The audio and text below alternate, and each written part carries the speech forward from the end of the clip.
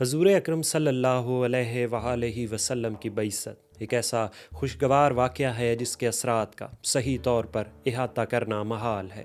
اقوام عالم بالعموم اور قوم عرب بالخصوص جن سماجی برائیوں اور معاشرتی انہدام کا شکار تھیں، اس نے انسانی تخلیق کے پیش نظر ربانی مقاصد کو تاراج کر دیا۔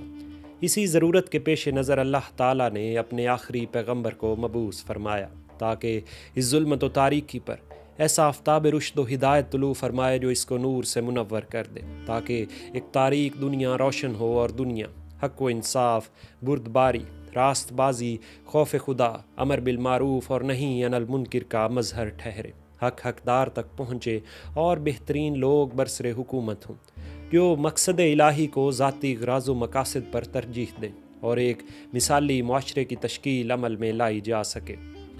حضور اکرم صلی اللہ علیہ وآلہ وسلم کی حیات مبارکہ میں یہ تمام بلند پایہ مقاصد اپنی تکمیل کو پہنچے اور نفوس انسانی ترقی کرتا ہوا اپنی معراج حاصل کر سکا۔ اس کی صورت یہ ہوئی کہ نفسانی خواہشات پر ربانی اذن کو ترجیح ہوئی اور معاشرہ اپنی بہترین حالت اختیار کر سکا۔ آپ کی رحلت کے بعد بھی یہ صورت جاری رہی اور خلفائے راشدین کی حکومت اس کا مظہر تھی، جس میں یہ نور ہدایت چہار سو پھیل گیا۔ وقت گزرتا گیا اور امیر معاویہ خلیفہ ہوئے۔ اس سے قبل خلیفہ کا انتخاب مسلمانوں کی باہمی رائے اور مشورے کے تحت انجام پاتا تھا۔ حضور اکرم صلی اللہ علیہ وآلہ وسلم کی وفات کے بعد بنی ساعدہ میں انصار اور مہاجرین کی جماعت نے حضرت ابو بکر کی بیعت کی اور انہیں خلیفہ رسول منتخب فرمایا۔ جب حضرت ابو بکر کی وفات ہوئی تو انہوں نے حضرت عمر کو اپنا جانشین مقرر فرمایا، اور جب حضرت عمر کی شہادت کا وقت قریب آیا تو آپ نے 6 اصحاب کا انتخاب فرمایا اور انہیں حکم دیا کہ اپنے میں سے ایک خلیفہ منتخب فرما لیں۔ اس طرح حضرت عثمان خلیفہ ہوئے اور حضرت عثمان کی شہادت کے بعد مدینہ میں حضرت علی کے ہاتھ پر بیعت ہوئی۔ مندرجہ بالا تمام صورتوں میں یہ امر واضح ہے کہ اسلام میں باپ کے بعد بیٹے کی حکومت کا تصور موجود نہ تھا۔ امیر معاویہ نے اپنی وفات سے قبل اپنے بیٹے یزید کے لیے لوگوں سے بیعت لی اور یہاں سے خلافت کی جگہ ملوکیت طرز حکومت کے طور پر رائج ہوئی۔ واقعہ کربلا سے قبل اس پیش لفظ کا مقصد ان بلند پایہ اخلاقی اصول و ضوابط اور نظام ہائے کار کا بیان کرنا ہے جس نے پراگندہ قبائل کے گروہوں کو ایک ترقی یافتہ اور منظم معاشرے کی شکل میں ڈالا، اور واقعہ کربلا اور حضرت امام حسین کی جد و جہد اس انقلاب کو قائم رکھنے اور پائیدار کرنے کی جد و جہد تھی جسے حضرت محمد صلی اللہ علیہ وآلہ وسلم نے برپا کیا تھا، اور آپ کی شہادت اس امر کا اظہار ہے کہ حق اور انصاف کی بالادستی کے لیے اپنی جان سے گزر جانا عظیم لوگوں کا شیوا رہا ہے۔ 60 ہجری میں امیر معاویہ کی وفات کے بعد یزید برسر حکومت آیا اور لوگوں سے اپنے لیے بیعت لی۔ اس وقت مدینہ میں ولید بن عتبہ بن ابی سفیان عامل تھے۔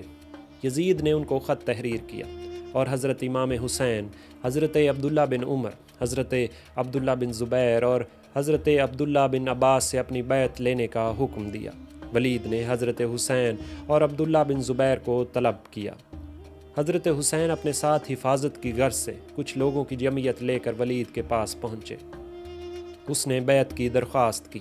آپ نے خفیہ بیعت سے انکار کیا اور کہا کہ دوسرے لوگوں کے ساتھ آپ مجمع عام میں بیعت کریں گے۔ یہ کہہ کر آپ وہاں سے چل دیے۔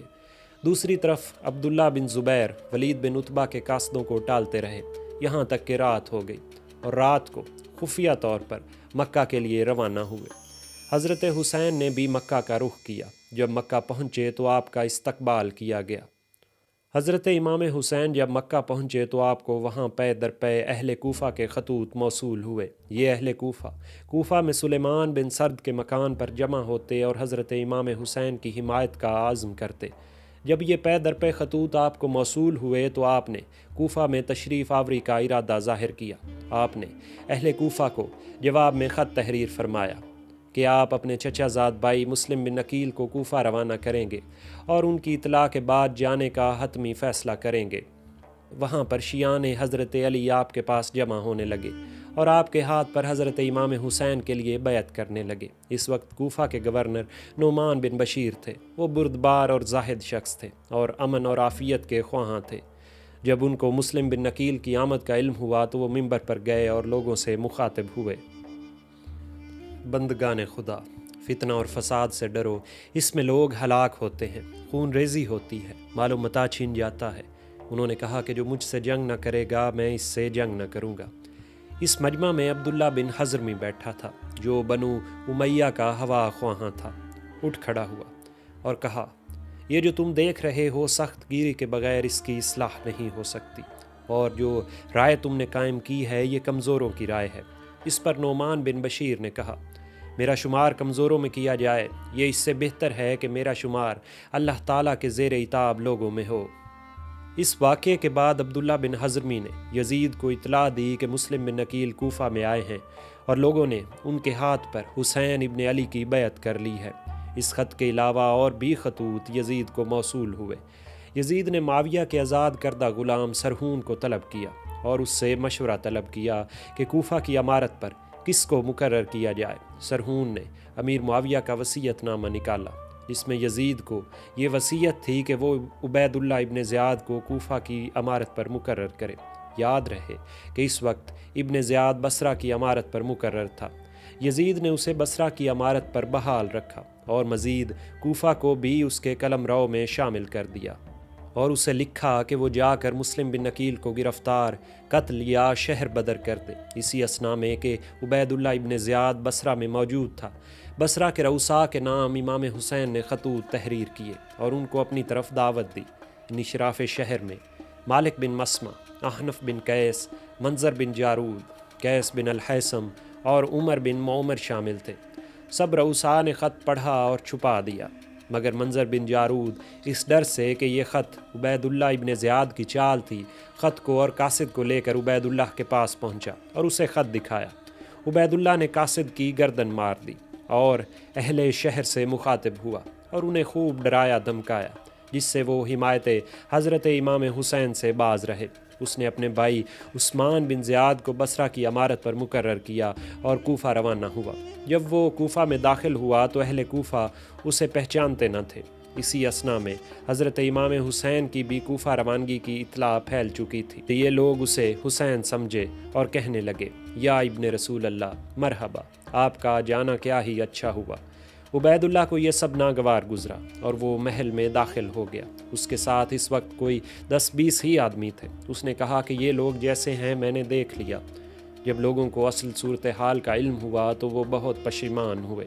جب ابن زیاد کوفہ پہنچا تو سب کو معلوم تھا کہ مسلم مختار کے گھر میں مقیم ہے، اس لیے مسلم وہاں سے ہانی بن عروہ بن مسعود ثقفی کے گھر میں منتقل ہو گئے۔ شریک بن عوار اہل بصرہ میں سے تھے اور وہ بھی ان دنوں کوفہ میں ہانی کے گھر پر مقیم تھے۔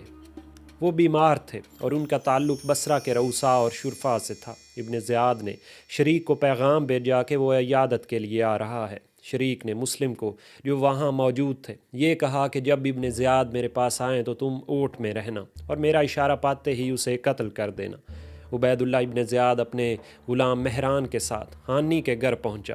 شریک نے بلند آواز میں کہا، مجھے پانی پلاؤ۔ جب 2-3 مرتبہ اس نے یہ جملہ دہرایا اور آخری مرتبہ غصے سے کہا کہ مجھے پانی پلاؤ، میری جان بھی جائے تو جائے، یہ سن کر اس کا غلام مہران تاڑ گیا اور ابن زیاد کو جلدی سے لے کر چلا۔ اس نے کہا کہ تمہارے قتل کا سامان ہے۔ مسلم نے ابن زیاد کو اس لیے قتل نہ کیا تھا کہ ہانی اپنے گھر میں اس کے قتل کو پسند نہ کرتے تھے۔ قصر میں واپس جا کر ابن زیاد نے کچھ لوگوں کو بھیجا کہ وہ ہانی کو بلا لائیں۔ وہ ہانی کو بلا لائے۔ اس نے ہانی کے منہ پر اس زور سے لاٹھی ماری کہ اس کی بوٹی دیوار میں پیوست ہو گئی۔ اس نے ہانی کو ایک حجرے میں قید کر دیا۔ جب ان تمام حالات کا علم مسلم بن عقیل کو ہوا تو انہوں نے آواز لگانے والے کو کہا کہ وہ منصور امت کی آواز لگائے۔ جس مکان میں آپ ٹھہرے ہوئے تھے اس کے گرد مکانوں میں 4000 ایسے لوگ تھے جو آپ کے ساتھ تھے، اور اس کے علاوہ 18,000 لوگ آپ کے ہاتھ پر بیعت کر رکھی تھی۔ 18,000 لوگوں نے آپ کے ہاتھ پر بیعت کر رکھی تھی۔ منصور امت کی آواز لگائی گئی اور لوگ اکٹھے ہو گئے۔ مسلم بن عقیل بن ابی طالب ان لوگوں کو لیے قصر کی جانب بڑھے۔ عبید اللہ ابن زیاد نے اپنے آپ کو قصر میں محصور کر لیا اور دروازے بند کر لیے۔ حامیان مسلم نے قصر کا محاصرہ کر لیا۔ اس وقت عبید اللہ ابن زیاد کے ساتھ کوئی 30 اہل شرطہ یا پولیس کے افراد تھے اور 20 ملازم اور خاندان کے لوگ تھے۔ مسلم بن عقیل کے روانہ ہوتے وقت ان کے ساتھ 7,000 لوگ شامل تھے۔ مگر جب یہ جمعیت قصر تک پہنچی تو ان کی تعداد محض 300 رہ گئی، مگر محاصرے کے دوران لوگ واپس لوٹ آئے اور تعداد ہزاروں میں پہنچ گئی۔ اس وقت رومی محلہ کی جانب صرف واحد راستہ تھا جس سے قصر میں آمد و رفت ہو سکتی تھی۔ اسی طرف سے رؤسائے شہر ابن زیاد کے پاس آتے جاتے تھے۔ جب محاصرے کا دباؤ بڑھنے لگا تو ابن زیاد گھبرا گیا۔ اس نے مختلف قبائل کے سرداروں اور رؤساء کو اپنے قبیلے کے لوگوں کے پاس بھیجا کہ وہ جا کر ان کو سمجھا بجھا کر گھروں کو واپس کریں اور ان کو امیر کی اطاعت کی صورت میں فوائد و عنایات کا لالچ دیں اور مخالفت کی صورت میں محروم رہنے اور سزا پانے کا خوف دلائیں، اور ان کو بتائیں کہ یزید کی افواج شام سے روانہ ہو چکی ہیں اور وہ کسی بھی لمحے یہاں پہنچ جائیں گی اور مخالفین کے لیے کوئی جائے پناہ نہ ہوگی۔ ان کی گفتگو سن کر لوگ متفرق ہونے لگے اور واپس جانے لگے۔ ایک ایک عورت اپنے بیٹے اور بھائی کے پاس جاتی تھی اور کہتی تھی کہ تم یہاں سے چلو، اتنے لوگ ہیں، خود ہی دیکھ لیں گے۔ کوئی مرد اپنے بیٹے اور بھائی کے پاس آتا اور کہتا کہ کل اہل شام آ جائیں گے، تم ان کا مقابلہ کیسے کر سکو گے، یہاں سے چلو، اور وہ وہاں سے چلا جاتا۔ شام تک ابن عقیل کے پاس 30 شخصوں سے زائد نہ تھے جنہوں نے مغرب کی نماز ان کی امامت میں ادا کی، ان کی تعداد بھی 30 سے زائد نہ تھی۔ جب انہوں نے دیکھا کہ شام ہو گئی اور ان کے ساتھ یہی چند افراد رہ گئے ہیں تو وہ نکلے، اور ابھی دروازے تک نہ پہنچے تھے کہ ان کے ساتھ صرف 10 آدمی رہ گئے، اور دروازے سے باہر نکلتے وقت ایک بھی آدمی ان کے ساتھ نہ تھا کہ ان کو راستہ بتاتا۔ مسلم بن عقیل کوفہ کی گلیوں میں چلتے ہوئے جب بنی کندہ کے محلے میں ایک ضعیف عورت کے دروازے پر پہنچے تو اس عورت کا نام طوحہ تھا، اور یہ اشعث بن قیس کی ولد تھی جسے اس نے آزاد کر دیا تھا، اور اسید حضرمی نے اس سے نکاح کیا اور اس سے اس کا بیٹا بلال پیدا ہوا۔ مسلم جب دروازے پر پہنچے تو آپ نے پانی مانگا، اس نے پانی پلایا۔ آپ نے اسے بتایا کہ آپ مسلم بن عقیل ہیں اور اہل کوفہ نے آپ سے دغا کی ہے اور شہر میں ان کے لیے کوئی جائے پناہ نہیں۔ وہ عورت ان کو گھر لے گئی اور ایک حجرے میں ان کو ٹھہرا دیا، ان کو کھانا پیش کیا، اور کچھ ہی دیر بعد اس ضعیفہ کا بیٹا گھر آیا۔ اس نے نو وارد یعنی مسلم کے بارے میں دریافت کیا۔ ماں ٹالتی رہی، لیکن آخر اس کے اصرار پر اور اس سے قسم لینے کے بعد اس نے ماجرا بیان کر دیا اور تاکید کی کہ وہ کسی کو نہ بتلائے۔ یہ ایک آوارہ شخص تھا اور ساتھ والوں کے ساتھ بیٹھ کر شراب پیا کرتا تھا۔ ادھر عشاء سے پہلے عبید اللہ ابن زیاد نے باہر صورتحال کا جائزہ لینے کے لیے فصیل پر لوگ بھیجے، کیونکہ ہجوم کی آوازیں بند ہو چکی تھیں اور انہوں نے وہاں کسی کو نہ پایا۔ وہ مسجد میں گیا، ممبر پر چڑھا، منادی کی اور حکم دیا کہ اہل شہر میں سے جو عشاء کی نماز کے لیے مسجد میں حاضر نہ ہوگا اس کے لیے کوئی امان نہیں۔ اس طرح تھوڑی ہی دیر میں مسجد نمازیوں سے بھر گئی۔ اس نے شہر میں مسلم کی تلاش کے لیے کارندے مقرر کیے اور لوگوں کو خبردار کیا کہ ابن عقیل جس گھر میں پائے گئے اس کے لیے کوئی امان نہیں۔ اگلی صبح وہ پھر اپنے مقام پر آ کر بیٹھ گیا اور لوگ اس کے پاس جمع ہوتے گئے۔ ان میں اس عورت کا بیٹا بلال بھی شامل تھا۔ اس نے محمد بن اشعث کے بیٹے عبد الرحمن کو بتا دیا کہ مسلم ان کے ہاں قیام پذیر ہیں۔ عبد الرحمن نے اپنے باپ اور اس نے ابن زیاد کو اطلاع دی۔ ابن زیاد نے ایک جمعیت ان کی گرفتاری کے لیے روانہ کی۔ انہوں نے مسلم کے گھر کا محاصرہ کر لیا، گھر میں داخل ہونے لگے۔ مسلم نے ان کا شدید مقابلہ کیا، ان کے چہرے پر ایک تلوار کا وار پڑا اور ان کا اوپر کا ہونٹ اور 2 دانت گر گئے۔ اسی اثنا میں محمد بن اشعث نے مسلم سے کہا کہ آپ کے لیے امان ہے، آپ کے لیے امان ہے۔ مسلم نے تلوار اپنی گردن میں لٹکائی اور زخموں سے چور اپنے آپ کو ان کے حوالے کر دیا۔ انہوں نے تلوار ان کی گردن سے اتار دی۔ مسلم بن عقیل رونے لگے۔ سلمہ نے کہا، جو اس ثمر کا طالب ہو جس کے آپ طالب ہیں اور اس پر کوئی مصیبت پڑ جائے تو اس طرح نہ روئے گا جس طرح آپ رو رہے ہیں۔ آپ نے کہا، میں اپنے لیے نہیں رو رہا، میں تو ان عزیزوں کے لیے رو رہا ہوں جو میرے پاس آنے والے ہیں، میں حسین اور ان کی اولاد کے لیے رو رہا ہوں۔ پھر آپ محمد بن اشعث کی جانب متوجہ ہوئے اور کہا، تم مجھے امان نہ دے سکو گے، تم اتنا سلوک کر دو کہ حسین کوفہ کی طرف روانہ ہو چکے ہیں، ان کو میرا یہ پیغام پہنچا دو کہ وہ واپس ہو جائیں۔ محمد بن اشعث نے ایک قاصد حضرت امام حسین کے پاس روانہ کیا اور تمام صورتحال سے ان کو آگاہ کر دیا۔ یہ قاصد 4 روز میں حضرت حسین کے پاس پہنچا تھا۔ جب مسلم کے بھائیوں کو اپنے بھائی کے انجام کا علم ہوا تو انہوں نے بدلے یا شہادت کا عزم کیا اور قافلہ کوفہ ہی کی جانب رواں دواں رہا۔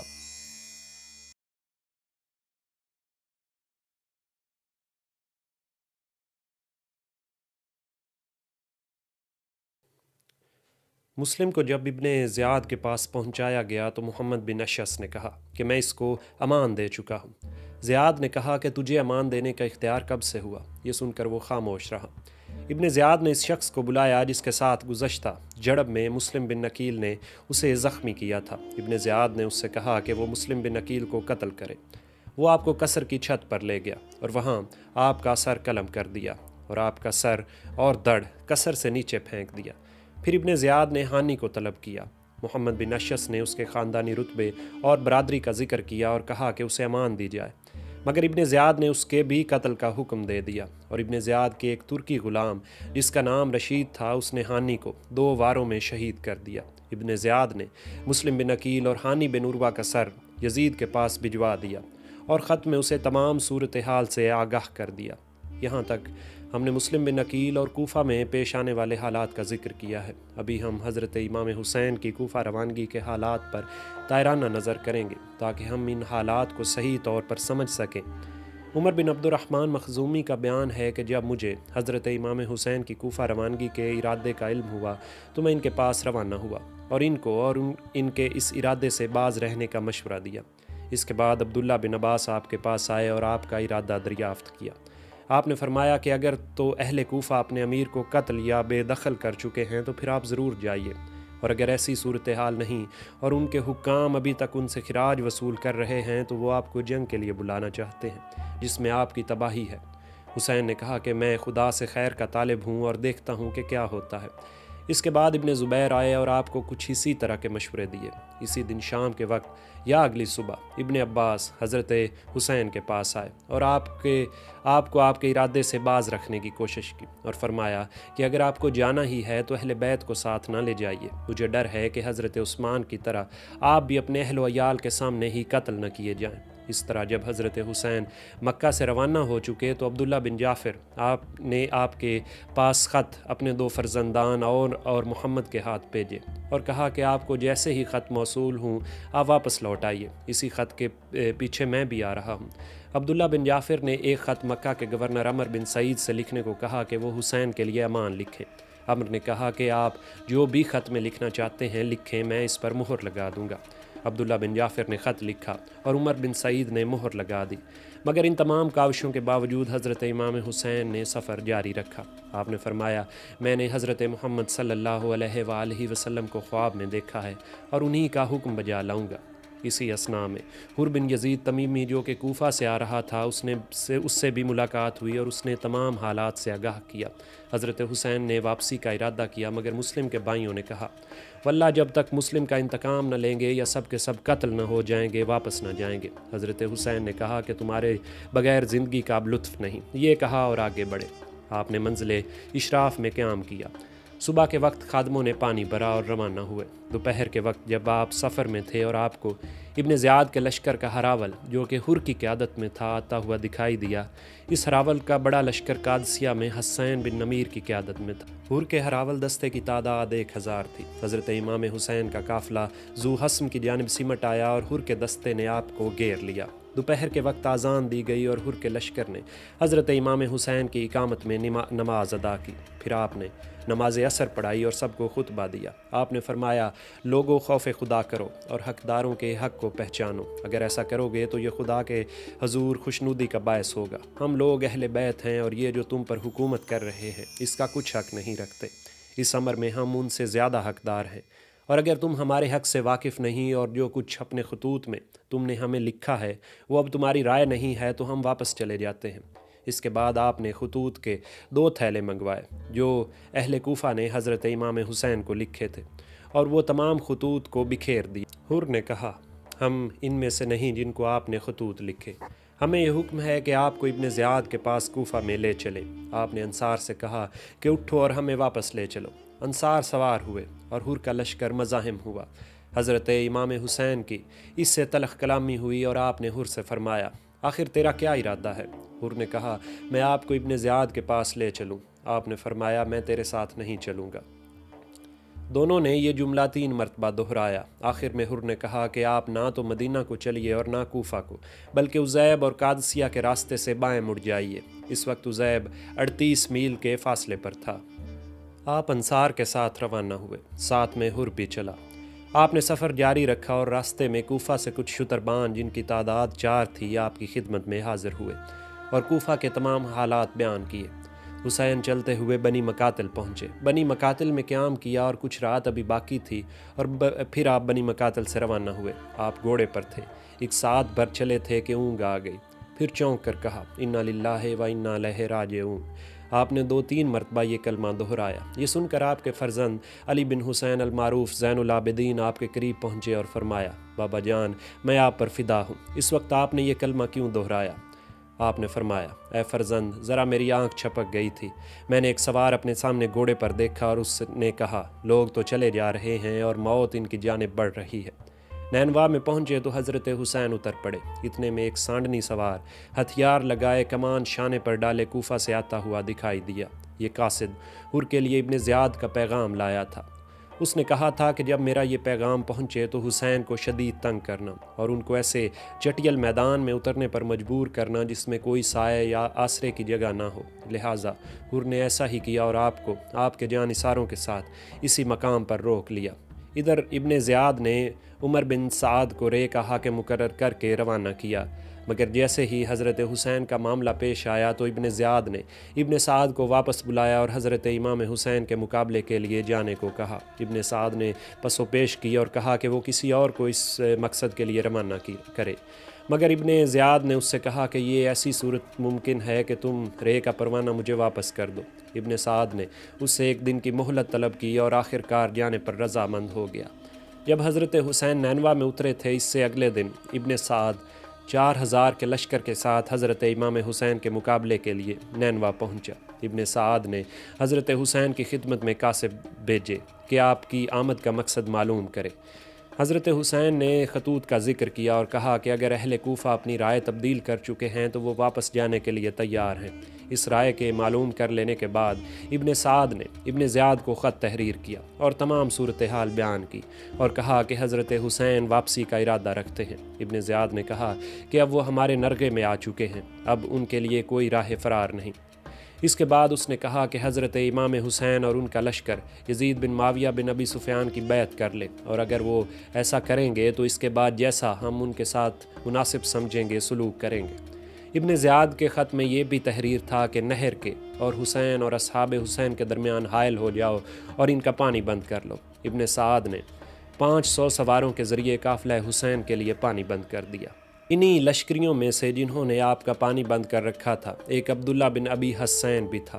اس نے پکارا اے حسین ذرا پانی کی طرف دیکھ، اس کا رنگ کیسا بھلا ہے، واللہ تم پیاس سے مر جاؤ گے اور اس میں سے ایک بھی بوند تم کو نہ ملے گی۔ یہ سن کر حضرت حسین نے اس کے لیے بد دعا کی اور فرمایا خداوند اس شخص کو پیاس کی ایذا دے کر قتل کر اور کبھی اس کی مغفرت نہ ہو۔ اس کے بعد حمید بن مسلم اس کی بیماری کی حالت میں عیادت کو گیا۔ وہ پانی پیے جاتا تھا اور پیاس پیاس کہے جاتا تھا، پھر کہہ کر دیتا تھا، پھر پیتا تھا، پھر پیاسا ہو جاتا تھا۔ اس کی پیاس نہ بجھتی تھی، اس کی یکساں یہی حالت رہی اور آخر کار وہ مر گیا۔ جب حضرت حسین پر اور آپ کے انصار پر پیاس کا غلبہ ہونے لگا تو آپ نے اپنے بھائی عباس بن علی کو 30 انصار کی جمعیت کے ساتھ اور 20 پیادوں کے ساتھ جن کے ساتھ 20 مشکیں تھیں روانہ کیا۔ یہ ندی تک پہنچے، جھڑپ ہوئی اور آخر کار یہ اپنی کوشش میں کامیاب ہوئے اور مشکیں آپ کی خدمت میں پہنچا دی۔ لشکر ابن زیاد اور امام حسین کی جماعت کے قیام کے دوران متعدد بار حضرت امام حسین اور ابن سعد کے درمیان ملاقات ہوئی۔ ابن سعد سے آپ نے 4 بار ملاقات فرمائی۔ ابن سعد نے ابن زیاد کو لکھا، خط کا متن یہ تھا: خدا نے آگ کا شعلہ بجھا دیا اور اختلافات کو رفع کیا اور قوم کی بہتری چاہی۔ حسین اس بات پر راضی ہیں کہ جہاں سے آئے ہیں وہاں چلے جائیں یا ملک اسلام کی سرحدوں میں سے جس سرحد پر ہم چاہیں انہیں بھیج دیں، وہاں مسلم کی حیثیت سے رہیں۔ حضرت حسین نفع اور ضرر میں سب کا ساتھ دیں گے یا یزید کے پاس جا کر اس کے ہاتھ میں اپنا ہاتھ دے دیں گے، اپنے اور ان کے درمیان جو فیصلہ چاہے وہ کر دے۔ اس میں آپ کی بھی خوشنودی ہے اور امت کی بھی بہتری ہے۔ ابن زیاد نے خط پڑھ کر کہا، یہ خط اس شخص کا ہے جو امیر کا خیر خواہ اور اپنی قوم کا شفیق ہے۔ اچھا میں نے قبول کیا۔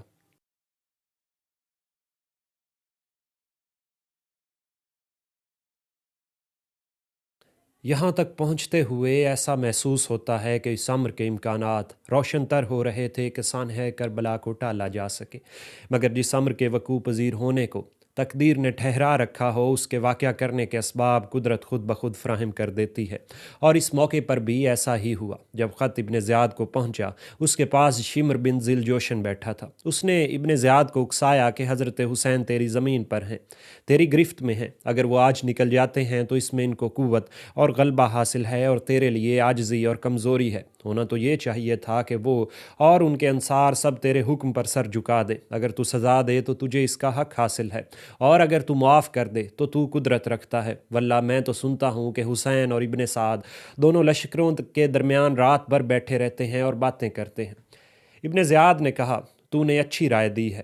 ابن زیاد نے عمر بن سعد کو شمر کے ہاتھ خط روانہ کیا۔ اس نے لکھا کہ تو امام حسین اور ان کے مصاحبین کو میرے پاس روانہ کر کہ وہ اطاعت گزار بنے اور میرے سامنے سر جھکا دیں۔ اگر وہ اس سے انکار کریں گے تو ان سے جنگ کرو اور ان کو قتل کرو اور ان کے سر کاٹ لو اور حضرت حسین کے جسد پر گھوڑے دوڑا دو۔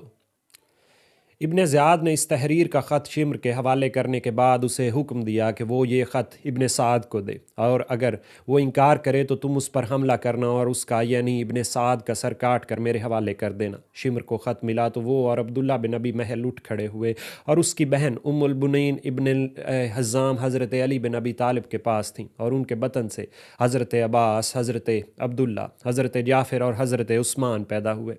روانہ ہونے سے پہلے شمر نے ان کے لیے ابن زیاد سے امان طلب کی، جو اس نے قبول کی۔ جب وہ خط لے کر ابن سعد کے پاس پہنچا، اسے عبید اللہ بن زیاد کا حکم پہنچایا تو ابن سعد اس پر برہم ہوا، مگر پھر اس کے حکم بجا آوری کے لیے تیار ہو گیا۔ شمر امام حسین کا قافلہ کے سامنے پہنچا اور آواز بلند پکارا، ہماری بہن کے بیٹے کہاں ہیں؟ اس پر عباس اور جعفر اور عثمان اور علی اس کے پاس آئے۔ اس نے امان کا ذکر کیا تو ان جوانوں نے جواب دیا، خدا کی لعنت ہو تجھ پر اور تیری امان پر، کہ تو کیسا ماموں ہے کہ ہم کو تو امان دیتا ہے اور رسول اللہ صلی اللہ علیہ وآلہ وسلم کی اولاد کو نہیں۔ عصر کے بعد ابن سعد نے افواج کو حضرت حسین کے قافلے کی جانب بڑھنے کا حکم دیا۔ اس وقت حضرت حسین اپنے خیمے کے سامنے اس حالت میں بیٹھے تھے کہ ان کے گھٹنے بلند تھے۔ آپ نے تلوار پر ٹیک لگا رکھی تھی، آپ نے گھٹنوں پر سر رکھ دیا۔ آپ کی بہن زینب نے شور کی آواز سنی تو آپ رضی اللہ عنہ کے پاس آئیں اور کہا، بھائی آپ نے سنا ہے کہ لوگوں کی آوازیں قریب سے آ رہی ہیں۔ حسین نے زانوں سے سر اٹھایا اور فرمایا، میں نے رسول اللہ صلی اللہ علیہ وآلہ وسلم کو خواب میں دیکھا ہے کہ مجھ سے فرماتے ہیں کہ تم ہمارے پاس آ جاؤ گے۔ بہن نے یہ سن کر اپنے منہ کو پیٹ لیا۔ آپ نے کہا کہ بہن خدا تم پر رحم کرے، خاموش رہو۔ عباس بن ابی طالب نے حضرت حسین کے پاس آ کر لوگوں کے آنے کی اطلاع دی۔ آپ نے اپنے بھائی عباس بن علی کی سرکردگی میں 20 انصار کو لشکر ابن سعد کی آمد کی وجہ دریافت کرنے کے لیے روانہ کیا۔ ان انصار میں ظہیر بن قیس اور حبیب بن مظاہر بھی شامل تھے۔ جب یہ وفد لشکر ابن سعد تک پہنچا اور ان کی آمد کا مقصد دریافت کیا تو ابن سعد نے کہا کہ امیر کا حکم ہے کہ تم لوگ ہمارے سامنے سر جھکا دو، اس صورت میں ہم تم سے نہیں لڑیں گے۔ عباس بن علی ابن سعد کا یہ پیغام لے کر حضرت حسین کے پاس پہنچے۔ حضرت حسین نے فرمایا کہ تم ان لوگوں کو کل تک کے لیے ہم سے ٹال دو۔ عباس بن علی واپس گھوڑے کو ایڑ لگاتے ہوئے ان تک آ پہنچے۔ آپ کے بقیہ صاحب وہاں ہی موجود تھے۔ حضرت عباس نے کہا، اے لوگو، ابو عبداللہ الحسین تم سے اس بات کا سوال کرتے ہیں کہ اس وقت تم سب واپس ہو جاؤ کہ وہ اس باب میں غور کر لیں۔ یہ ایسی بات ہے کہ ابھی تک تمہارے اور ہمارے درمیان اس بارے میں گفتگو نہیں ہوئی۔ کل صبح کو انشاءاللہ ہم لوگ ملیں گے، یا تو جس بات کو تم چاہتے ہو اور جو سلوک تمہیں منظور ہے ہم اس پر راضی ہو جائیں گے، یا ہمیں اگر یہ بات ناگوار گزری تو انکار کر دیں گے۔ آخر کار کچھ رد و قدا کے بعد یہ لشکر روانہ ہو گیا۔ ابن سعد جب لشکر لے کر واپس آ گیا، اس وقت شام ہونے کو تھی۔ حضرت حسین نے اپنے انصار کو جمع کیا۔ علی بن حسین المعروف امام زین العابدین کہتے ہیں کہ یہ دیکھ کر میں آپ کے قریب چلا گیا کہ سنوں آپ کیا فرماتے ہیں۔ میں اس وقت بیمار تھا۔ میں نے سنا کہ میرے والد اپنے انصار سے کہہ رہے تھے، خدائے تبارک و تعالیٰ کی بہترین حمد و ثنا بجا لاتا ہوں، اور رہا تو مصیبت میں اس کا شکر ادا کرتا ہوں۔ خداوند میں تیرا شکر ادا کرتا ہوں کہ تو نے ہم کو نبوت کی کرامت بخشی، تو نے ہم کو قرآن کی تعلیم دی، تو نے ہم کو علم دین عطا کیا، تو نے ہم کو سماعت و بصارت دی، تو نے ہم کو دل دیا، تو نے ہم کو مشرکوں میں شمار نہ ہونے دیا۔ اس کے بعد مجھ کو یہ کہنا ہے کہ اپنے انصار سے افضل اور بہتر انصار اور اپنے اہل بیت سے زیادہ وفادار اور فرما بردار اہل بیت میں نے نہیں دیکھے۔ سنو، میں سمجھ چکا ہوں کہ ان دشمنوں کے ہاتھوں صبح کو ہم لوگوں کی قضا ہے۔ سنو، تم سب کے باب میں میری یہ رائے ہو چکی ہے۔ میری اجازت سے تم سب چلے جاؤ اور میری طرف سے کوئی روک تم پر نہیں ہے۔ دیکھو رات کی تاریکی چھائی ہوئی ہے، اسے غنیمت سمجھو۔ لوگ میرے ہی طلبگار ہیں اور مجھے قتل کر لیں گے تو پھر کسی اور کا خیال نہ کریں گے۔ یہ سن کر آپ کے بھائی، بیٹے، بھتیجے، بھانجے سب کہنے لگے، ہم سے یہ نہ ہوگا کہ آپ کے اور آپ کے بعد ہم زندہ رہیں، خدا وہ دن ہمیں نہ دکھائے۔ سب نے اسی طرح کے کلمات کہے۔ حسین نے پکار کر کہا، اے اولاد عقیل، مسلم کا قتل ہونا تمہارے لیے کافی ہے، تم چلے جاؤ، میں اجازت دیتا ہوں۔ انہوں نے کہا کہ لوگ کیا کہیں گے؟ یہی کہیں گے نا کہ ہم اپنے بزرگ سردار اور ان کے ساتھ اپنے بنی کے جو بہترین تھے چھوڑ کر چلے آئے، نہ ان کے ساتھ شریک ہو کر ایک تیر لگایا، نہ برچھی کا وار کیا، نہ کوئی تلوار کا ہاتھ مارا۔ یہ بھی نامعلوم ہوا کہ ان پر کیا گزری۔ ہرگز نہیں، واللہ ہم سے یہ نہ ہوگا، بلکہ ہم اپنی جانیں، اپنے مال، اپنے اہل و عیال آپ پر فدا کر دیں گے، آپ کے ساتھ شریک ہو کر قتال کریں گے۔ جو آپ کا حال ہوگا وہی ہمارا حال ہوگا۔ خدا وہ زندگی نہ دے جو آپ کے بعد ہو۔ الغرض حضرت حسین اور آپ کے تمام اصحاب رات بھر بیدار رہے اور دعا اور عبادت میں مصروف رہے۔ اگلی صبح حضرت حسین نے فجر کی نماز پڑھی۔ یہ 10 محرم کا دن تھا۔ آپ کے ساتھ 20 سوار اور 40 پیادے تھے۔ آپ نے میمنہ پر ظہیر بن قیس اور میسرہ پر حبیب بن مظاہر کو مقرر کیا اور اپنا علم اپنے بھائی عباس بن علی کے حوالے کیا۔ آپ نے خیموں کو پشت پر رکھا اور خیموں میں سے پیچھے نشیبی علاقہ تھا جس میں ایک پتلی سی نہر کھدی ہوئی تھی۔ آپ کے انصار نے رات کو اسے مزید گہرا کر دیا اور اس میں بانس ڈال دیے اور لکڑیاں ڈال دیں۔ اس کا مقصد یہ تھا کہ دشمن صرف ایک ہی طرف سے حملہ آور ہو سکے، اس خندق نما نہر میں حملے کے وقت آگ لگا دی جائے۔ حضرت حسین نے اس کے بعد اپنی اونٹنی کو طلب کیا، اس پر سوار ہوئے اور بآواز بلند پکار کر کہا۔ اسے لوگوں نے سنا۔ آپ نے فرمایا، لوگوں میری بات سن لو، میرے ساتھ جلدی نہ کرو، جو باتیں تم سے کہنا ضروری ہیں وہ کہہ لینے دو۔ اس کے بعد حضرت حسین نے ان لوگوں پر اپنے حقوق بیان کیے۔ آپ نے فرمایا، میرے خاندان کا خیال کرو، میں کون ہوں، پھر اپنے دل سے پوچھو کہ میرا قتل کرنا اور میری ہتک کرنا کیا تم لوگوں کے لیے حلال ہے؟ کیا میں تمہارے نبی کا نواسہ نہیں ہوں؟ میں ان کا ابن کا فرزند نہیں ہوں جو کہ اللہ تعالیٰ پر سب سے پہلے ایمان لائے اور خدا کے پاس سے اس کا رسول جو احکام لے کر آیا انہوں نے اس کی تصدیق کی؟ کیا سید الشہداء حضرت امیر حمزہ میرے والد کے چچا نہیں تھے؟ کیا جعفر طیار شہید ذوالجناحین میرے چچا نہیں ہیں؟ کیا تم میں سے کسی نے یہ نہیں سنا کہ رسول اللہ صلی اللہ علیہ وآلہ وسلم نے میرے اور میرے بھائی کی نسبت کیا فرمایا تھا کہ یہ دونوں اہل بہشت کے سردار ہیں؟ خیر، حضرت امام حسین فرماتے رہے مگر اس لشکر پر بدبختی غالب تھی اور ان میں سے کوئی بھی حق کو نہ پا سکا سوائے حر کے کہ جب ابن سعد حضرت حسین کے قافلے پر حملہ کرنے کے لیے ارادے سے بڑھا، حر نے پکار کر کہا، خدا تیرا بھلا کرے، کیا تو ان سے لڑے گا اور تو ان کی 3 باتوں میں سے جو انہوں نے پیش کی ہیں ایک بھی بات قبول نہ کرے گا؟ اس کے بعد حر ایک طرف جا کر ٹھہرے اور پھر گھوڑے پر سوار ہو کر حضرت امام حسین رضی اللہ عنہ کے قافلے کی جانب بڑھے۔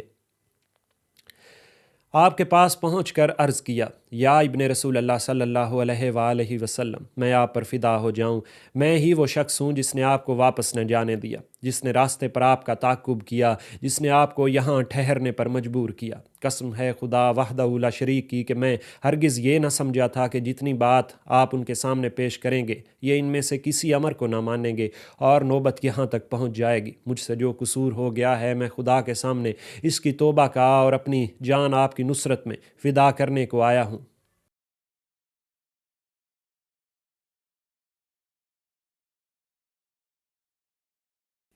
سب سے پہلا تیر جو کہ سانحہ کربلا میں حضرت امام حسین کے لشکر پر چلایا گیا وہ عمر بن سعد کا تھا۔ وہ اپنے لشکر سے آگے بڑھا، تیر کمان میں جوڑا اور قافلہ حسین کی سمت میں چلا دیا۔ باقی لشکریوں نے بھی اس کی تقلید کی۔ لڑائی میں سب سے پہلا مرحلہ مبارزت کا تھا۔ زیاد بن ابی سفیان کا آزاد کردہ غلام یسار اور عبید اللہ ابن زیاد کا غلام سالم دونوں اپنی صفوں سے آگے بڑھے۔ انہی دنوں کوفہ میں عبداللہ بن عمیر آ کر رہائش پذیر ہوئے تھے۔ جب ان کو کربلا میں حضرت امام حسین کے مقابلے کے لیے نخلیہ میں فوج کے جمع ہونے کا علم ہوا تو انہوں نے رات ہی کو اپنی بیوی وہاب کو ساتھ لے کر قافلہ حسین کا رخ کیا۔ جب ابن سعد نے پہلا تیر چلایا اور دونوں غلام دعوت مبارزت کے ساتھ آگے بڑھے تو یہی عبداللہ بن عمیر آگے بڑھے اور حضرت امام حسین سے ان کی مبارزت قبول کرنے کی اجازت چاہی۔ آپ نے اجازت دے دی۔ عبداللہ آگے بڑھے اور یسار پر ایسا یکلخت حملہ کیا کہ اسے وہیں ٹھنڈا کر دیا۔ یہ اس پر وار کرنے میں ابھی مشغول ہی تھے کہ سالم نے ان پر حملہ کیا اور للکار کر کہا کہ میں آن پہنچا۔ عبداللہ نے اس کی طرف کوئی توجہ نہ دی۔ اس نے آتے ہی ان پر وار کیا اور انہوں نے اس کی تلوار کو بائیں ہاتھ پر روکا، جس سے ان کی انگلیاں کٹ گئی۔ انہوں نے مڑ کر اس پر وار کیا اور اسے بھی قتل کر ڈالا، اور کچھ یوں رجزیہ اشعار پڑے: تم لوگ مجھے نہیں پہچانتے تو سنو، میں خاندان بنی کلب سے ہوں۔ یہ فخر میرے لیے کافی ہے کہ میرا گھر قبیلہ علیم میں ہے۔ میں صاحب قوت و نصرت ہوں، مصیبت پڑے تو بد دل نہیں ہوتا۔ اے ام وہب، میں اس بات کا ذمہ لیتا ہوں کہ بڑھ بڑھ کر تلواروں کے اور برچھیوں کے وار ان لوگوں پر کروں گا۔ خدا پرست نوجوانوں کا یہی شیوا ہوتا ہے۔ اس کے بعد ابن سعد کے لشکر سے یزید بن معقل نکلا، اور اس نے بریر بن حزیر جو انصار حسین میں سے تھے کو پکارا اور کہنے لگا: دیکھا خدا نے تمہارے ساتھ کیا کیا؟ اس کا اشارہ قافلہ حسین کے یوں محصور ہونے کی طرف تھا۔ بریر نے کہا: واللہ خدا نے میرے ساتھ بلائی کی اور تیرے حق میں برا ہوا۔ وہ کہنے لگا: تم جھوٹ بولتے ہو، پہلے تو تم کبھی جھوٹ نہیں بولتے تھے۔ بریر نے جواب دیا: آؤ ہم مباہلہ کریں اور خدا سے دعا مانگے کہ وہ جھوٹے پر لعنت کرے اور گمراہ کو جو راہ راست پر ہو قتل کرے۔ اس کے بعد دونوں لڑنے کو آگے بڑھے۔ دو چوٹیں ہوئی تھیں کہ یزید کا ایک وار بریر پر پڑا، مگر اس نے بریر کو کچھ نقصان نہ پہنچایا۔ بریر نے یزید کو ایسی تلوار ماری کہ اس کی کھوپڑی کاٹتی ہوئی دماغ تک جا پہنچی۔ وہ پہاڑ کی طرح زمین پر آ گرا، وہ بھی اس حال میں کہ بریر کی تلوار شگاف زخم میں موجود تھی۔ اسی اثنا میں ابن سعد کے ایک لشکری نے بریر پر حملہ کیا اور کچھ دیر کشتی ہوئی۔ پھر بریر نے اسے گرا دیا اور اس کی چھاتی پر سوار ہو گئے۔ وہ اسے قتل کرنے ہی والے تھے کہ وہ اپنے ساتھیوں سے مدد کے لیے چلانے لگا۔ اس کی مدد کے لیے کعب ازدی نامی ایک شخص میدان میں آیا اور بریر پر برچھی کا وار کیا اور انہیں شہید کر دیا۔ اس کے بعد ابن سعد کے لشکر میں سے ایک آدمی جس کا نام یزید بن سفیان تھا حر کے مقابلے کو نکلا، مگر فوراً ہی مقتول ہوا۔ ادھر نافع بن ہلال نے مزاحم بن حریث کو جہنم واصل کیا۔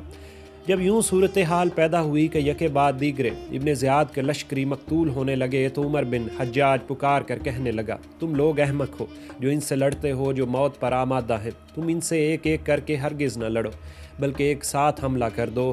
انصار حسین قلیل تعداد میں ہیں اور جلد مغلوب ہو جائیں گے۔ اب ابن سعد نے بھی اس کی تاکید کی اور لوگوں کو سخت ممانعت کر دی کہ وہ ایک ایک کر کے نہ لڑیں۔ اس کے بعد باقاعدگی سے جنگ کا آغاز ہوا۔ عمر بن حجاج نے ابن سعد کے لشکر میں میمنہ کا سربراہ تھا۔ اس نے دریائے فرات کی جانب سے بڑھتے ہوئے حضرت حسین کے انصار پر حملہ کیا۔ جب لوگ پہلا وار کر کے واپس پلٹے اور گرد و غبار کا بادل چھٹا تو میدان میں مسلم بن عوس جا پڑے تھے۔ یہ انصار حسین میں سے واقعہ کربلا کے سب سے پہلے شہید تھے۔ یہ مسلم بن عوس جا وہی شخص تھے جو اس سے قبل آذربائیجان کی فتوحات میں اپنی شجاعت و بہادری کی وجہ سے معروف تھے۔ اس دن انصار حسین نے نہایت بے جگری سے داد شجاعت دی۔ ان کا کل تعداد محض 32 تھی اور وہ جس طرف رخ کرتے اہل کوفہ کے سواروں کو شکست دیتے۔ عزرا بن قیس اہل کوفہ کے رسالے کا سرخیل تھا۔ جب اسے پہم شکست ہوئی تو اس نے ابن سعد کے پاس پیغام بھیجا کہ وہ پیادوں اور تیر اندازوں کو روانہ کرے۔ اس پر ابن سعد نے حسین بن تمیم کو جو اہل شرطہ کا سردار تھا پیادوں اور تیر اندازوں پر سردار مقرر کر کے روانہ کیا۔ صرف تیر اندازوں کی تعداد 500 تھی۔ یہ لشکری قریب پہنچے تو تیر اندازی شروع کر دی، جس سے انصار حسین کے گھوڑے زخمی ہو کر گرنے لگے۔ وہ پیادے لڑنے پر مجبور ہو گئے۔ ایوب بن مشرح جو کہ اہل کوفہ میں سے تھا اور ابن سعد کا لشکری تھا، کہتا ہے کہ میں حر کے گھوڑے پر تیر چلایا کہ گھوڑا ڈگمگایا اور حر نے اس پر سے چھلانگ لگا دی۔ ایسے معلوم ہوتا تھا کہ جیسے کوئی شیر تلوار کھینچ کر میدان میں آ گیا ہو۔ ابن مشرح کہتا ہے کہ حر کی طرح تیغ زنی کرتے ہوئے میں نے کسی کو نہ دیکھا۔ اس دن ایسی شدید جنگ ہوئی کہ پردہ خدائی نے ایسی جنگ نہ دیکھی ہوگی۔ کوفی صرف ایک ہی رخ سے انصار حسین پر حملہ آور تھے اور کسی اور طرف سے ان کا حملہ آور ہونا ممکن بھی نہ تھا۔ اس کی وجہ یہ تھی کہ قافلہ حسین نے خیمہ سے خیمہ متصل کر رکھا تھا اور پیچھے خندق نما نہر کھود دی تھی جو کہ نشیب میں تھی اور اس میں آگ کا سامان تھا۔ متصل خیموں کی وجہ سے ادھر سے حملہ کرنا ممکن نہ تھا۔ ابن سعد نے جب یہ صورتحال دیکھی تو کچھ لوگوں کو روانہ کیا کہ وہ خیموں کی تنابیں اکھاڑ ڈالیں اور ان کو تاراج کر دیں تاکہ ان اطراف سے حملہ ممکن ہو۔ جب یہ لوگ خیموں تک پہنچے اور اکھاڑنے کا قصد کرتے تو 3-4 انصار حسین ان کے تدارک کے لیے خیموں کے درمیان موجود ہوتے، اور جو کوئی بھی کوفی اس مقصد کے لیے وہاں موجود پایا جاتا اس پر قریب سے تیر اندازی کر کے اسے قتل کر ڈالتے۔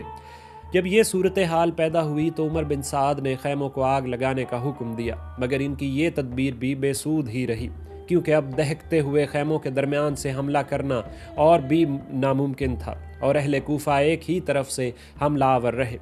شمر نے حضرت حسین کے مخصوص خیمے پر بھی حملہ کیا، مگر زہیر بن قیس نے اس کے حملے کو پسپا کر دیا۔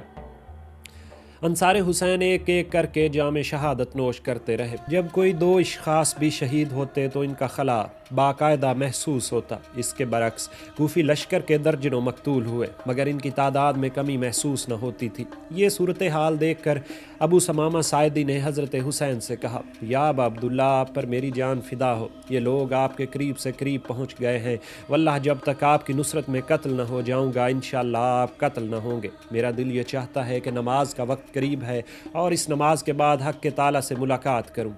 یہ سن کر آپ رضی اللہ عنہ نے سر اٹھا کر دیکھا اور کہا کہ خدا تم کو نماز گزاروں میں اور اہل ذکر میں محبوب کرے۔ تم نے نماز کا ذکر کیا، ہاں یہ نماز کا اول وقت ہے، ان لوگوں سے پوچھو کہ ہم کو اتنی مہلت دیں کہ ہم نماز ادا کر لیں۔ حسین بن تمیم جو کہ اہل شرطہ کا سربراہ تھا بولا، تمہاری نماز قبول نہ ہوگی۔ حبیب بن مظاہر نے جواب دیا، تیرے زوم میں تو آل رسول اللہ صلی اللہ علیہ وآلہ وسلم کی نماز تو قبول نہ ہوگی، اور اے گدھے تیری نماز قبول ہوگی۔ اس کے ساتھ ہی حبیب بن مظاہر نے اس کے گھوڑے پر وار کیا اور وہ گھوڑے سے گرا، مگر اس کے ساتھ ہی اسے اٹھا کر لے گئے اور وہ بچ گیا۔ اسی اثنا میں بدیل بن سریم نے ابن مظاہر پر حملہ کیا اور انہیں شہید کر دیا اور ان کا سر اتار لیا۔ بعد میں قاسم بن حبیب بن مظاہر نے اپنے والد کی شہادت کے بدلے میں بدیل بن سریم کو باجمیرہ کی مہم میں، جبکہ وہ دوپہر کے وقت اپنے خیمے میں قیلولہ کر رہا تھا، قتل کر ڈالا۔ جب حبیب بن مظاہر شہید ہوئے تو حضرت حسین کا دل ٹوٹ گیا، کہا کہ میں اپنے نفس کو اور اپنے انصار کو اللہ تعالیٰ کے حوالے کرتا ہوں۔ اس کے بعد حر نے رجزی اشعار پڑھنا شروع کر دیے۔ حر اور زہیر بن قیس اس طرح حملہ آور ہوتے کہ اگر ایک گھیرا جاتا تو دوسرا اس کو چھڑا لیتا، اور اسی طرح آخر کار حر کو پیادوں کے جم غفیر نے گھیر لیا اور انہیں شہید کر ڈالا۔ زہیر بن قیس بہت شدت سے شمشیر زنی کرتے رہے اور حسین کے شانے پر ہاتھ مار مار کر یہ اشعار پڑھتے، اے میرے ہادی بڑھیے، اے جد رسول اللہ، علی المرتضیٰ، حسن ذوالجناحین جعفر، شیر خدا حمزہ سے ملاقات کیجیے۔ نافع بن ہلال حملی نے تیروں کے 100 فاروں پر اپنا نام لکھا تھا اور ان کو زہر میں بجھا رکھا تھا۔ انہوں نے عمر بن سعد کے ساتھیوں میں سے 12 افراد کو قتل کیا اور زخمی اس کے علاوہ تھے۔ آخر کار بڑھتے ہوئے ان کے دونوں بازو کٹ گئے اور شمر اور اس کے ساتھی انہیں دھکیلتے ہوئے ابن سعد کے پاس لے گئے اور انہیں وہاں شہید کر دیا گیا۔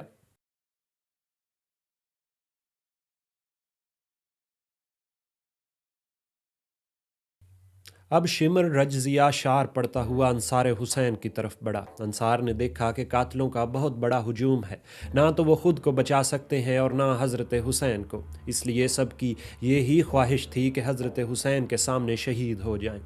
عذرا غفاری کے 2 فرزند عبداللہ اور عبد الرحمن حضرت حسین کے پاس آئے اور کہنے لگے، دشمن نے ہمیں آپ کے ساتھ گھیر لیا ہے، ہماری یہ آرزو ہے کہ آپ کے سامنے قتل ہو جائیں، آپ کو دشمنوں سے بچاتے جائیں اور نرگے کو ہٹاتے جائیں۔ آپ نے فرمایا، مرحبا، آؤ میرے قریب آؤ۔ دونوں آپ کے قریب آ کر رجزیہ اشعار پڑھتے رہے اور شمشیر زنی کرتے رہے۔ آخر کار یہ دونوں شہید ہوئے۔ اسی طرح 2 جابری نوجوان سیف بن حارث اور مالک بن عبد جو کہ ایک ہی ماں کے بیٹے تھے، روتے ہوئے حضرت حسین کے پاس آئے۔ آپ نے فرمایا، بچے کیوں روتے ہو؟ میں تو جانتا ہوں کہ اب تھوڑی ہی دیر میں تم خوش ہو جاؤ گے۔ انہوں نے جواب دیا، ہم آپ پر فدا ہو جائیں، ہم اپنے لیے نہیں روتے بلکہ ہمیں آپ کے حال پر رونا آتا ہے۔ ہم دیکھ رہے ہیں کہ آپ نرگے میں ہیں، ہم آپ کو بچا نہیں سکتے۔ آپ نے فرمایا، میری حالت پر فکر مند ہونے کی جزا اور میرے ساتھ ہمدردی کرنے کا عوض اے فرزندو اللہ تعالیٰ تمہیں عطا کرے، جیسا ثواب کہ وہ نیک بندوں کو عطا فرماتا ہے۔ اسی اثنا میں حنظلہ ابن اسد آپ کے سامنے آ کر کھڑے ہو گئے۔ وہ کوفہ سے تھے اور حضرت حسین کے اصحاب میں شامل تھے۔ وہ اہل کوفہ سے مخاطب ہوئے، اے میری قوم کے لوگو، مجھے ڈر ہے کہ تم لوگوں پر جنگ احزاب کا سا عذاب نازل ہوگا۔ جیسا کہ قوم نوح اور قوم عاد اور قوم سمود اور ان کے بعد والوں پر نازل ہوا۔ خدا بندوں پر ظلم نہیں کرنا چاہتا۔ اے میری قوم کے لوگوں، مجھے تمہارے لیے قیامت کا ڈر ہے، جس روز کہ تم لوگ پیٹ پھیر کر بھاگتے پھرو گے اور خدا کی طرف سے تمہارا کوئی بچانے والا نہ ہوگا۔ سنو، جسے خدا گمراہ کرتا ہے اسے کوئی راہ راست پر لگانے والا نہیں ملتا۔ اے میری قوم کے لوگوں، حسین کو قتل نہ کرو کہ خدا عذاب نازل کر کے تمہیں تباہ و برباد کر دے۔ اور سنو، جس نے خدا پر بہتان باندھا وہ زیاں کار ہے۔ حنظلہ ابن اسد کا یہ پیغام سن کر حضرت حسین نے فرمایا، اے ابن اسد، یہ لوگ تو اسی وقت سے سزاوار عذاب ہو چکے ہیں جب تم نے ان کو حق کی طرف پکارا اور انہوں نے تمہارا قول کو رد کر دیا۔ تمہارا اور تمہارے اصحاب کا خون بہانے پر آمادہ ہو گئے۔ اب تو یہ لوگ تمہارے برادران سہلے کو بھی قتل کر چکے ہیں۔ حنظلہ نے کہا، میں آپ پر فدا ہو جاؤں۔ آپ نے سچ فرمایا۔ مجھے اجازت دیجیے کہ ہم اپنے بھائیوں سے ملنے جائیں، یعنی ہم شہادت کا منصب اختیار کریں۔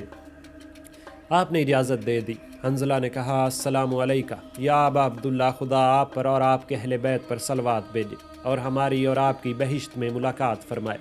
آپ نے یہ سن کر دوبارہ آمین کہی اور حنظلہ آگے بڑھتے ہوئے شمشیر زنی کرتے رہے اور آخر کار شہید ہوئے۔ حنظلہ کے بعد دونوں جابری نوجوان آگے بڑھے، مڑ مڑ کر آپ سے کہتے جاتے تھے، السلام علیکہ یا ابن رسول اللہ۔ آپ نے ان دونوں کے سلام کے جواب میں فرمایا، وعلیکم السلام ورحمۃ اللہ۔ ان دونوں نے قتال کیا اور آخر کار یہ دونوں بھی شہید ہو گئے۔ اس طرح جانثاران حسین آپ پر اور آپ کے اہل بیت پر پروانہ وار فدا ہوتے رہے۔ عابس بن ابی حبیب شاکری اپنے آزاد کردہ غلام شوذب کو اپنے ساتھ لیے ہوئے آئے۔ شوذب سے پوچھا کہ تمہارا کیا ارادہ ہے؟ اس نے کہا کہ یہی ارادہ ہے کہ بنت رسول اللہ کے فرزند کی طرف سے میں بھی آپ کے ساتھ شریک قتال رہوں گا اور قتل ہو جاؤں گا۔ عابس نے کہا کہ مجھے تجھ سے یہی امید تھی۔ اگر اس وقت تجھ سے بڑھ کر میرا کوئی عزیز ہوتا تو میری یہ خواہش ہوتی کہ وہ میرے ساتھ آتا اور میں اسے رخصت کرتا۔ اس کے بعد شوذب نے حضرت حسین کو جا کر سلام کیا، لڑنے کو نکلا، یہاں تک کہ شہید ہو گیا۔ جب عابس کے آزاد کردہ غلام شوذب شہید ہوئے تو وہ حضرت حسین کے پاس آئے اور کہنے لگے، یا ابا عبداللہ، آپ سے بڑھ کر مجھے روئے زمین پر کوئی عزیز نہیں۔ اگر اپنی جان دینے اور خون بہانے سے بڑھ کر کوئی بات ہوتی کہ میں آپ کو مصیبت سے اور قتل سے بچا سکتا تو میں وہ بھی کر گزرتا۔ السلام علیکہ یا ابا عبداللہ، میں خدا کو گواہ کرتا ہوں کہ آپ کے اور آپ کے پدر بزرگوار کی ہدایت پر قائم رہوں گا۔ یہ کہہ کر تلوار لی اور دشمنوں کی طرف چلے، اور ان کی پیشانی پر زخم کا ایک نشان تھا جو کہ گزشتہ مہمات میں ان کو لگا تھا۔ اس کی وجہ سے کچھ لوگوں نے ان کو پہچان لیا۔ وہ نہایت بہادر مشہور تھے۔ ابن سعد کے لشکری ان سے کترانے لگے اور ابن سعد نے اہل کوفہ کو حکم دیا کہ ان پر پتھراؤ کریں اور کوئی اکیلا ان کے مقابلے کو نہ جائے۔ اس طرح ان کو بھی شہید کر دیا گیا۔ جب شمع اہل بیت کے تمام پروانے جل چکے اور ان تمام انصار حسین حق وفاداری ادا کرتے ہوئے جام شہادت نوش کر چکے تو اولاد رسول اللہ صلی اللہ علیہ وآلہ وسلم میں سب سے پہلے جو شہید ہوئے وہ علی اکبر ابن حسین تھے۔ یہ دشمن پر حملہ آور ہوئے اور بار بار رجزی اشعار پڑھتے کہ میرا نام حسین ابن علی ہے، رب کعبہ کی قسم ہم لوگ رسول اللہ صلی اللہ علیہ وآلہ وسلم سے قریب تر ہیں، واللہ ہم ابن سمیہ یعنی عبید اللہ ابن زیاد کا حکم نہ مانیں گے۔ انہیں شہید کرنے والا شخص مرعا بن منقذ عبدی تھا۔ اس نے ان کو برچھی ماری اور وہ گر پڑے۔ دشمنوں نے گھیر لیا اور تلواروں کے پے در پے وار کر کے ان کو شہید کر دیا۔ حضرت سیدہ زینب بنت فاطمہ بنت رسول اللہ اس وقت دل خراش منظر کو دیکھ رہی تھی۔ وہ دوڑ کر آئیں اور اپنے بھتیجے علی اکبر کی لاش پر گر پڑی۔ یہ دیکھ کر حسین ان کا ہاتھ تھامے ہوئے ان کو خیمے میں لے گئے اور لڑکوں کو ساتھ لے کر ان کا جسد مبارک پر آئے۔ حکم دیا کہ بھائی کی لاش کو اٹھاؤ۔ انہوں نے لاش کو مقتل سے اٹھایا۔ جس خیمے کے سامنے میدان کارزار تھا وہیں لاش کو لٹا دیا۔ اس کے بعد مسلم بن عقیل بن ابی طالب اور جعفر بن ابی طالب کے صاحبزادوں نے جام شہادت نوش کیا۔ مسلم بن عقیل کے صاحبزادے عبداللہ کو عمر بن صبیح نے تیر مارا۔ عبداللہ نے سر کو تیر سے بچانے کے لیے ماتھے پر ہاتھ رکھا مگر تیر ہاتھ کو چیرتا ہوا ماتھے میں اتر گیا۔ اب وہ ہاتھ کو ذرا جنبش نہ دے سکتے تھے۔ پھر عمر بن سبیح نے دوسرا تیر چلایا جو کہ ان کے سینے میں اتر گیا اور وہ شہید ہو گئے۔ اب چاروں جانب سے دشمنوں کا ہجوم ہو گیا۔ عبداللہ بن قتبہ نے عون بن عبداللہ بن جعفر پر حملہ کر کے انہیں شہید کیا۔ عامر بن نحشل نے ان کے بھائی محمد پر حملہ کیا اور انہیں شہید کیا۔ عبد الرحمن بن عقیل بن ابی طالب کو عثمان بن خالد جہنی نے اور بشر بن سعود ہمدانی نے انہیں شہید کیا۔ جعفر بن عقیل کو عبداللہ بن عزرا نے تیر مارا جس سے انہوں نے جام شہادت نوش کیا۔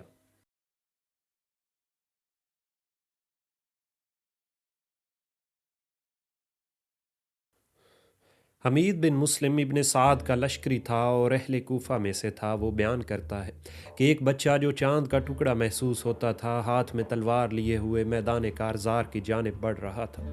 اس کے گلے میں کرتا اور پاؤں میں پائجامہ تھا۔ اس بچے کو دیکھ کر عامر بن سعید ازدی کہنے لگا، اسے تو میں قتل کروں گا۔ میں نے کہا، سبحان اللہ، اس کے قتل کرنے سے تجھے کیا حاصل ہوگا؟ انصار حسین میں سے جن کو تو نے گھیر لیا ہے اور ان کا قتل ہو جانا ہی تیرے لیے کافی ہے۔ وہ بدبخت کہنے لگا، میں اسے ضرور قتل کروں گا۔ وہ تلوار لے کر بڑھا اور اس بچے کے سر پر تلوار ماری۔ وہ بچہ منہ کے بل گرا اور یہ سیدنا حسن کے فرزند قاسم تھے۔ یہ جیسے ہی زخمی ہو کر گرے، چچا چچا کہہ کر حضرت حسین کو پکارا۔ وہ شاہین کی طرح جھپٹ کر پلٹے۔ عمر بن سعید کے ہاتھ پر تلوار ماری اور اس کا ہاتھ کہنی سے کٹ گیا۔ وہ چلایا اور وہاں سے ہٹ گیا۔ اہل کوفہ کے سوار دوڑے کہ اسے حضرت حسین کے ہاتھ سے بچا کر لے جائیں۔ گھوڑے اس کی طرف پلٹ پڑے اور ان کے قدم اٹھ گئے اور آخر کار سواروں کو لیتے ہوئے اسے روندتے ہوئے گزر گئے اور یہ شخص جہنم رسید ہوا۔ جب گرد و غبار ہٹا تو دیکھا کہ حضرت حسین اس بچے کے سرہانے کھڑے ہیں اور وہ بچہ ایریاں رگڑ رہا ہے۔ آپ فرما رہے تھے کہ خدا ان لوگوں سے پوچھے جنہوں نے تجھے قتل کیا ہے، جس سے قیامت کے دن تیرے جد امجد تیرے خون کا دعویٰ کریں گے۔ واللہ چچا پر یہ عمل شاک ہے کہ تو پکارے اور وہ جواب نہ دے سکے۔ اگر جواب دے بھی تو اس کا کچھ نفع نہ ہو۔ واللہ تیرے چچا کے دشمن بہت ہیں اور مددگار کم ہیں۔ پھر حضرت حسین نے ان کو گود میں اٹھا لیا اور اسی حالت میں ان کے پاؤں زمین پر گھسیٹتے جا رہے تھے اور ان کی لاش اپنے بیٹے علی اکبر کے پہلو میں، جو کہ دوسرے لوگ ان کے خاندان کے شہید ہوئے تھے، ان کی لاشوں کے درمیان لٹا دی۔ اس روز حضرت حسین کافی وقت تک اسی حالت میں رہے کہ جو کوئی بھی آپ کی جانب بڑھتا قریب پہنچ کر وہیں سے واپس ہو جاتا، اس خیال سے کہ اس گناہ عظیم کا بار اس کے سر پر نہ ہو۔ اسی اثنا میں مالک بن نصیر کندی نے آپ کے سر پر تلوار ماری۔ آپ نے حفاظتی پگڑی پہن رکھی تھی مگر تلوار ان کی پگڑی کو پار کرتی ہوئی سر تک جا پہنچی اور آپ کے خون سے ٹوپی لبریز ہو گئی۔ آپ نے کہا کہ تجھے اس ضرب کا نفع کھانا نصیب نہ ہو، خدا تیرا حشر ظالموں میں کرے۔ یہ کہہ کر آپ نے ٹوپی کو اتار ڈالا اور ایک نئی ٹوپی منگوا کر پہن لی اور پھر اپنا امامہ باندھ لیا۔ اسی زخم سے آپ نڈھال ہو گئے تھے۔ اس حملہ آور مالک بن نصیر کندی نے آگے بڑھ کر وہ ٹوپی اٹھا لی اور اپنی زوجہ ام عبد بنت حر کے پاس لے گیا اور اسے وہاں دھونے بیٹھ گیا۔ اس عورت نے کہا کہ تو بنت رسول اللہ کے فرزند کی ٹوپی لے کر میرے گھر آیا ہے، اسے یہاں سے لے جا۔ لوگ کہتے ہیں کہ یہ مالک بن نصیر کندی بعد میں سخت محتاجی میں مبتلا رہا کہ آخر کار اسی حالت میں مر گیا۔ حضرت حسین بیٹھے ہوئے تھے کہ آپ کے پاس ایک بچے کو لایا گیا۔ آپ نے اسے گود میں اٹھا لیا۔ یہ بچہ عبداللہ بن حسین تھا اور بنو اسد کے ایک شخص نے اس بچے کو تیر مار کر شہید کر دیا تھا۔ حسین اس کے زخم کے ساتھ پیالہ رکھتے تھے کہ وہ خون سے بھر جاتا۔ ایسا آپ نے 2 مرتبہ کیا۔ آپ نے اس خون کو پھینک دیا اور کہا، اے اللہ، تو نے آسمان سے ہمارے لیے اگر نصرت نازل نہیں کی تو جو اس سے بہتر ہے وہ ہم کو دے اور ان ظالموں سے ہمارا انتقام لے۔ اسی طرح حضرت حسن کے صاحبزادے ابو بکر کو ابو عقبہ نے تیر مارا اور انہیں شہید کر دیا۔ کہتے ہیں کہ عباس بن علی نے عبداللہ اور جعفر اور عثمان سے کہا، اے میرے ماں جائے بھائیو، تم مجھ سے پہلے جاؤ کہ میں تمہارا وارث ہوں۔ وہ ان کا حکم بجا لائے اور ان سے پہلے ہی شہید ہو گئے۔ عبداللہ بن علی کو ہانی حضرمی نے شہید کیا۔ اس کے بعد اس نے جعفر بن علی پر حملہ کیا اور انہیں بھی شہید کر ڈالا۔ ان دونوں کا سر کاٹ لیا۔ عثمان بن علی کو خولہ بن یزید نے تیر مارا اور بنی وارم کے ایک شخص نے ان پر حملہ کر کے انہیں شہید کر دیا اور ان کا بھی سر کاٹ لیا۔ جس کے بعد بنی وارم کے ایک اور شخص نے محمد بن علی کو تیر مار کر شہید کیا اور ان کا بھی سر کاٹ لیا۔ یہی ہانی حضرمی جس نے حضرت عبداللہ اور جعفر کو شہید کیا کہتا ہے کہ جس روز حضرت حسین قتل ہوئے میں وہاں موجود تھا۔ چاروں طرف سے گھوڑے دوڑ رہے تھے۔ میں نے ایک بچے کو دیکھا کہ خیمے کی ایک لکڑی ہاتھ میں لیے ہوئے تھا۔ خیمے سے وہ نکل رہا تھا۔ اس نے کرتا اور پائجامہ زیب تن کر رکھا تھا۔ وہ ڈرتا ہوا دائیں جانب دیکھتا اور کبھی بائیں جانب۔ ایک شخص گھوڑے کو ایڑ لگاتا ہوا بڑھا، اس بچے کے قریب آ کر گھوڑے سے جھکا اور اسے تلوار سے 2 ٹکڑے کر ڈالا۔ دراصل یہ حرکت خود اسی ہانی حضرمی ہی نے کی تھی، اور یہ اپنا نام چھپاتا تھا تاکہ لوگ اس سے ناراض نہ ہو جائیں۔ جب حضرت حسین پر پیاس کی شدت غالب آئی تو آپ پانی کی طرف آئے۔ حسین ابن تمیم نے آپ پر تیر چلایا جو آپ کے دہانے پر آ کر لگا۔ آپ منہ سے خون لیتے جاتے اور آسمان کی طرف پھینکتے جاتے تھے اور فرماتے جاتے تھے، خداوند ان سے گن گن کر بدلے لے اور ان کو چن چن کر قتل کر اور ان میں سے کسی کو روئے زمین پر نہ چھوڑ۔ حمید بن مسلم کہتا ہے کہ آپ خز یعنی ریشم کا جبہ پہنے ہوئے تھے اور امامہ باندھے ہوئے تھے۔ آپ پیدل اسی طرح قتل کر رہے تھے جیسے کوئی ماہر شاہ سوار تیر کے فاصلے سے خود کو بچاتا جائے اور سواروں پر حملہ کرتا جائے۔ آپ شہید ہونے سے قبل یہ فرما رہے تھے، تم میرے قتل پر آمادہ ہو، یاد رکھو کہ میرے بعد کوئی ایسا شخص نہ ہوگا جسے تم قتل کرو گے اور خدا میرے قتل سے زیادہ اس پر ناراض ہوگا۔ واللہ اللہ تعالیٰ تم لوگوں کو آپس کی لڑائیوں میں مبتلا کر دے گا اور تمہارے خون کی ندیاں بہا دے گا، اور اس پر بھی بس نہ کرے گا کہ عذاب علیم کا تمہیں مزہ چکھا دے۔ بہت وقت تک آپ اسی حالت میں رہے کہ لوگ قتل کرنا چاہتے تھے مگر ایک دوسرے کے پیچھے چھپتے کہ یہ کام کوئی دوسرا شخص انجام دے۔ آخر کار شمر نے پکار کر لوگوں کو حملہ کرنے کے لیے کہا۔ اب ہر طرف سے آپ پر حملہ ہوا۔ زرعہ بن شریک نے وار کیا جو بائیں ہاتھ کی ہتھیلی پر لگا، کسی دوسرے نے ایک وار کیا جو آپ کے شانے پر لگا، پھر سب پیچھے ہٹ گئے۔ حضرت حسین کی یہ حالت تھی کہ آپ پیچھے ہٹتے تھے اور گر پڑتے تھے۔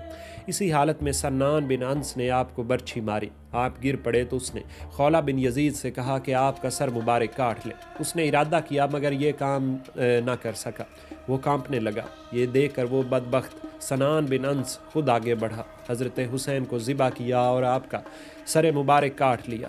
ان بدبخت لوگوں نے آپ کا لباس اور سامان بھی لوٹ لیا، پھر اہل حرم اور مال و متاع کو لوٹنے لگے۔ حال یہ تھا کہ ایک بی بی کے سر پر سے کوئی چادر اتارتا تھا اور کوئی دوسرا اسے چھین کر لے جاتا تھا۔ سوید بن عمرو زخموں سے چور زخمیوں میں پڑے تھے۔ یہ سانحہ کربلا کے آخری شہید تھے۔ ان کے پاس چھری تھی جس سے یہ اپنی مدافعت کر رہے تھے۔ اسی حالت میں یہ لڑتے رہے کہ آخر کار شہید ہوئے۔ حمید بن مسلم کہتا ہے کہ میں علی اصغر بن حسین کے پاس پہنچا، وہ فرش پر لیٹے ہوئے تھے اور بیمار تھے۔ شمر اپنے 7 پیادوں کو لیے ہوئے آیا، وہ کہہ رہے تھے کہ کیا اسے قتل نہ کریں؟ میں نے کہا کہ ہمیں یہ نہیں چاہیے کہ بچوں کو قتل کریں، یہ تو ابھی بچے ہیں۔ پھر جو بھی ادھر آتا میں اسے ٹال دیتا۔ آخر ابن سعد آیا اور اس نے حکم دیا کہ عورتوں کی طرف کوئی نہ جائے، نہ کوئی اس بیمار لڑکے سے تعرض کرے۔ اس طرح علی بن حسین المعروف امام زین العابدین کی جان بچی۔ اس کے بعد ابن سعد نے لوگوں میں اعلان کروا دیا کہ کون کون گھوڑوں سے حضرت حسین کے جسد مبارک کو پائمال کرے گا۔ یہ سن کر 10 سوار میدان میں آئے، حضرت حسین کے جسم مبارک کو پائمال کیا اور سینہ اور پشت کو چور چور کر ڈالا۔ اسی اثنا میں کہیں سے ایک تیر عجیش بن مرثد کو آ کر لگا جو ان سواروں میں سے تھا، اس سے وہ ہلاک ہو گیا۔ سیدنا حسین کے ساتھیوں میں 72 شخص شہید ہوئے اور مقام غازریہ میں بنی اسد کے لوگوں نے انہیں دفن کیا۔ دوسری طرف ابن سعد کے لشکر کے 88 لوگ جہنم واصل ہوئے اور زخمی اس کے علاوہ تھے۔